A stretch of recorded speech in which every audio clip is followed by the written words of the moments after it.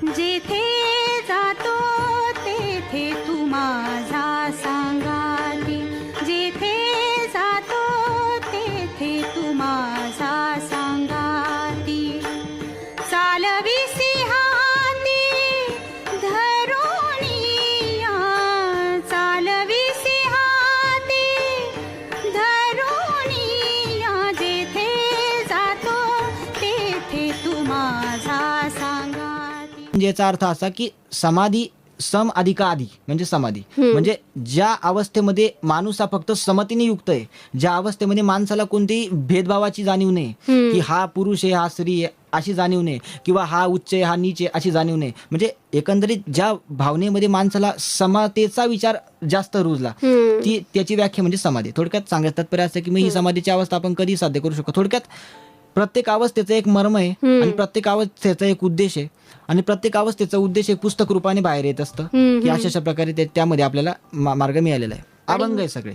अच्छा, अभंगाच्या स्वरूपात सगळी रचना आहे. आणि ज्यावेळेला तुझ्याकडे 10वी-12वीची मुलं सुद्धा सल्ला घेण्यासाठी येतात आणि त्यावेळेला तू त्यांना जे मार्गदर्शन UPSC, करतो, MPSC चे पण. MPSCचे पण येतात, तर त्यावेळेला ते सगळं मार्गदर्शन अगदी अचूक निघतं का? परीक्षेला आलेला प्रश्न तोच असतो जो तू आधी सांगितलेला असतोस. तर ह्या मागचं काय नेमकं कारण आहे किंवा तुला ते कसं ज्ञात होतं? नाही, कसं आहे माहिती आहे का, की बघा आजचे विद्यार्थी हे नीट अभ्यास करत नाही, आजचे विद्यार्थी मनापासून अभ्यास करत नाही. मी जेव्हा 10वीला होतो ना, तर आमच्या शिक्षकांनी आम्हाला काय सांगितलेलं असायचं माहिती आहे का, की मी गाईड वापरायचो नाही. बघा आयुष्यात जर तुम्हाला यशस्वी व्हायचं आहे ना, तर कधी तुम्ही गाईड वापरू नका, वेगळं असं काहीतरी रेफरन्स वापरू नका किंवा वेगळी अशी नोंदणी वापरू नका. मी आयुष्यात अभ्यास कसा केला हे मी तुम्हाला सांगतो, की मी केवळ पुस्तक वाचतो, जे ओरिजिनल पुस्तक आहे ते मी वाचतो. म्हणजे तुम्ही जर गाईडाचा आधार घेऊन जर वाचन करत असाल तर तुम्हाला कधीच अभ्यास येणार नाही, आणि जर तुम्ही ओरिजिनल पुस्तक रेफर केलं तर तुम्ही जीवनामध्ये पुढे जाऊ शकता. थोडक्यात सांगायचं तात्पर्य असं ना, की तुम्ही जर रोज वाचन केलं, रोज जर तुम्ही अभ्यास केला तर तुम्हाला ही शक्ती आपोआप येते. आता तुम्ही जर नीट जर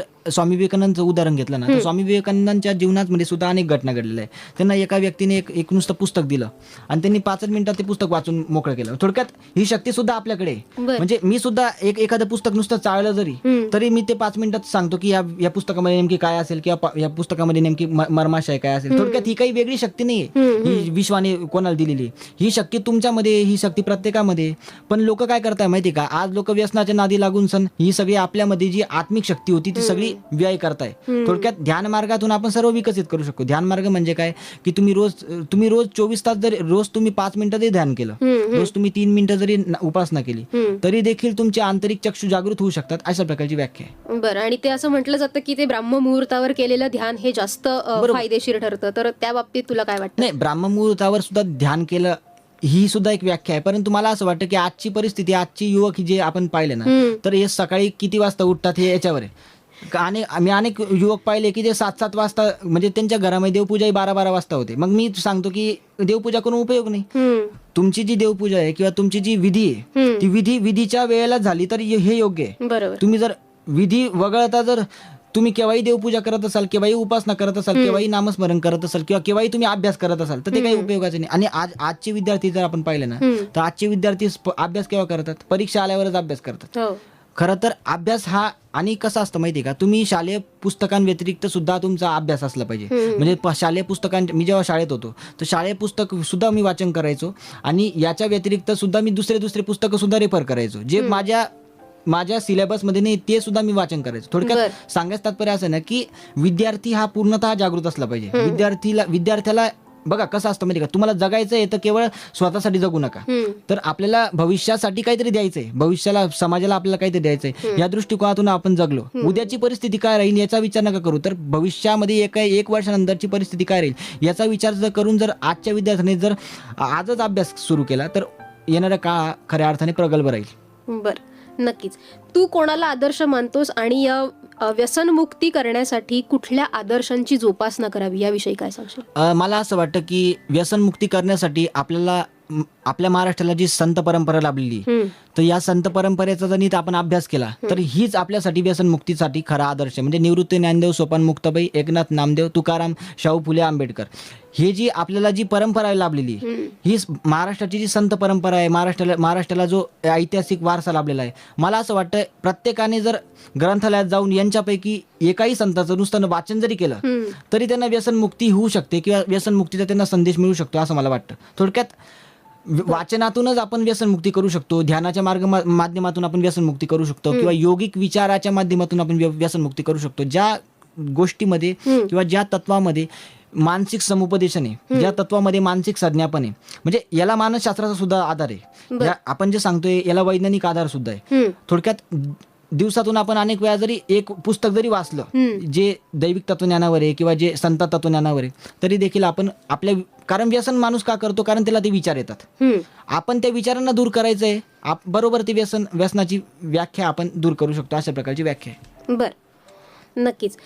तुझा हा जो काही आत्तापर्यंतचा प्रवास आहे याच्याकडे तू कशा दृष्टीने बघतो? तू स्वतःला खूप ब्लेस समजतोस? नाही, कसं असतं माहितीये का, की एक योगी जेव्हा माणूस जीवन जगतो तर तो स्वतःला कधी काही समजू शकत नाही. कारण बघा, योगी आपण जेव्हा बनतो ना, तर ते जेव्हा तुमचं चित्त शून्य होतं, आपल्याला आता काही प्राप्त करायचं नाही, आपल्याला आता काही पाहिजे नाही, आपण फक्त जे जगायचंय ते समाजासाठी जगायचंय, आपल्याला जे जगायचंय ते एका चांगल्या उद्दिष्टासाठी जगायचंय, ही व्याख्या जेव्हा मनुष्याला प्राप्त होते तेव्हा तो योगी बनू शकतो. मला असं म्हणायचंय की नुसतं माळ घालून किंवा नुसते कपडे घालून कोणी भगवे कपडे घालून कोणी योगी बनत नाही. थोडक्यात योगिक तत्वाचा वारसा जोपर्यंत तुम्ही जपत नाही तोपर्यंत तुम्ही योगी बनू शकत नाही. थोडक्यात सांगायचं तात्पर्य असं आहे की मला असं वाटतं की अजूनपर्यंत मी काहीच नाही, येणाऱ्या काळात जर मी समजा महाराष्ट्रासाठी काही चांगलं काम केलं तर कुठेतरी ते अजून मला काहीतरी प्राप्त झालं असं मी समजेल. नक्कीच. तर साधारण कशी असते दिनचर्या? किती वेळ साधना, किती वेळ निरूपणासाठी किती वेळ देतोस? लोकांचे प्रश्न सोडवण्यासाठी तू कसा उपलब्ध असतोस? त्याबद्दल काय सांगशील? नाही, कसं असतं की आपली निरूपणाची जी वेळ असते, तर आपण दर शनिवार आणि रविवार आपण निरूपण घेत असतो. किंवा आता समजा एखाद्याला एखादे म्हणजे पूर्वसूचना किंवा पूर्वकल्पना देऊन सुद्धा लोक आपल्याकडे येत असतात. आणि अनेक लोक पंजाब, हरियाणा अशा राज्यामधून सुद्धा येतात. म्हणजे असं नाही की महाराष्ट्रामधूनच लोक येतात, आता अनेक लोक बाहेरच्या देशामधून सुद्धा आलेले आणि ते सर्व काही उपलब्ध आहे. थोडक्यात सांगायचं तात्पर्य असं ना की लोक येतात, याचा अर्थ काय की पंचवटीचं महात्म्य सुद्धा लोकांना पाहायचं असतं. थोडक्यात आपण जे सांगतो आपल्या निरूपणामध्ये काय आहे की मी लोकांना एकच सांगतो की आपल्या नाशिकला जो वारसा लाभलेला आहे, नाशिकचा जो वारसा आहे तो पंचवटीचा वारसा आहे. नाशिकला रामाचा वारसा लाभलेला आहे, नाशिकला काळाराम मंदिराचा वारसा लाभलेला आहे. नाशिकला एकंदरीत जो वारसा म्हणजे काळाराम मंदिराचा जो इतिहास आहे, काळाराम मंदिराला सामाजिक पार्श्वभूमी सुद्धा आहे, ऐतिहासिक पार्श्वभूमी सुद्धा आहे. थोडक्यात सांगायचं तात्पर्य असं आहे की मी लोकांना जे निरूपण करतो ते सामाजिक दृष्टिकोनातून सुद्धा करतो आणि धार्मिक दृष्टिकोनातून सुद्धा करतो. थोडक्यात दोन्ही मार्गाने, म्हणजे थोडक्यात आपल्याला संविधानिक भूमिका सुद्धा आपल्याला टिकवायची आहे आणि आपल्याला धार्मिक भूमिका सुद्धा टिकवायची आहे. थोडक्यात आणि आपली जी भूमिका आहे, आपली जी आध्यात्मिक भूमिका आहे, ती जर संविधानिक मार्गातून जर पुढे गेली, म्हणजे विश्वास, श्रद्धा, उपासना यांचे स्वातंत्र्य, या स्वातंत्र्याला उपभोगून आपण जर खऱ्या अर्थाने जर कोणालाही त्रास न देता आपण सामाजिक असं लोकांचा जपला तर निश्चितपणे आपल्याला खऱ्या अर्थाने व्याख्या त्याची करता येऊ शकते. नक्कीच. खूप छान बोललास तू आणि इतकं पोटतिडकीने बोललास आणि इतक्या तरुण वयात तुझे इतके आदर्श विचार आहेत. मुळातच तुझ्यावरती देवाची विशेष कृपा आहे असं आपण म्हणूया. तर जाता जाता आपल्या तरुणांना काय संदेश देशील? संदेशाच्या रूपाने मी हे दत्ताश्रय पुस्तकामधील मी एक वाक्य सांगू इच्छितो. वासना ही डोळ्यांना आंधळी करते, कानांना बहिरी आणि वाचेला मुकी करणारी ती असते. ज्याप्रमाणे सुरुवातीला हौशेने म्हणून माणूस दारू पितो, त्या हौशेचे रूपांतर सवयीत होते, सवय वाढता वाढता व्यसनात परिवर्तित होते आणि एक दिवस अशी येऊन पोचते की ज्या अवस्थेत माणूस दारूला गिळत नसून दारूच माणसाला गिळायला लागते. अगदी हीच अवस्था वासनेची आहे. वासना ही व्यसनाची असो वा धनाची अथवा कशाची, ती शेवटी वासना म्हणूनच गणली जाईल. वासना आत्म्याची अमरता नष्ट करणारी आहे. ज्याने कुणी आपल्यातील वासनेचा त्याग केला नाही त्याला कधी सत्यदर्शन घडलेलं नाही. थोडक्यात सांगायचं तात्पर्य असं आहे की आपण कुठेतरी आपल्यातील वासनेचा त्याग केला तरच आपण कुठेतरी व्यसनमुक्त होऊ शकतो. अशा प्रकारे मी आपल्याला संदेश देऊ शकतो. नक्कीच. धन्यवाद चारुदत्त, तू आज इथे आलास, इतक्या छान गप्पा मारल्यास आणि व्यसनमुक्तीसारखं कार्य तू हाती घेतलेलं आहेस. असेच समाजहितपर विषय तू हाताळावेस आणि लोकांचं प्रबोधन करत राहावंस अशा तुला सदिच्छा देते आणि आत्तापुरती तुझी रजा घेते. आपण इथेच थांबूया. धन्यवाद. धन्यवाद. श्रोते हो, आत्तापुरतं इथेच थांबूया, पण पुन्हा भेटूच नवीन कार्यक्रमामध्ये. तोपर्यंत ऐकत रहा रेडिओ विश्वास 90.8 कम्युनिटी रेडिओ. तुमचं जगणं, तुमचा आवाज.